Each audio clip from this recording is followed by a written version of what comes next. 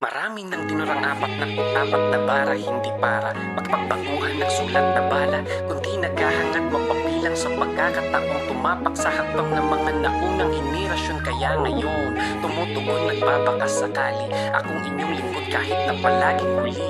Pero ayos lang kasi sa buhay, hindi pabilis ang patagalan ng kapit sa hininga ang laban ng kaya wala akong pake sa mga puna ng iba.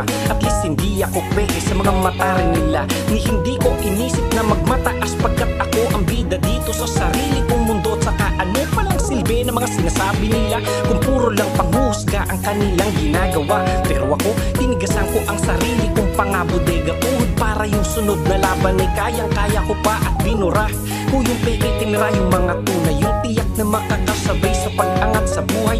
Yung mapag-iwanan na hataking ko rin yan, lalo na kung alam ko may plano kayo sa buhay. At salamat sa Panginoon at sa mga tumulong kung bakit ba nandito pa rin ako ngayon. Sa magulang, kaibigan, kapatid kong kakilala, kamag-anak sa dugo at sa mahal ko na si Gracia na hindi umaalis sa aking tabi, sumusuporta tulad ng aking naging mga tunay na nakasama.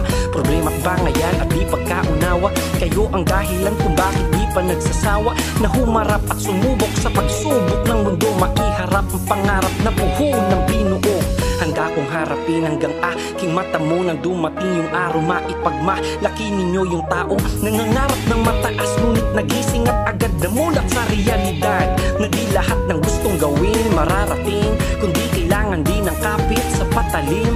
At di lahat ng mabubuti mababait, huwag ka agad magpapatukso dyan kapatid.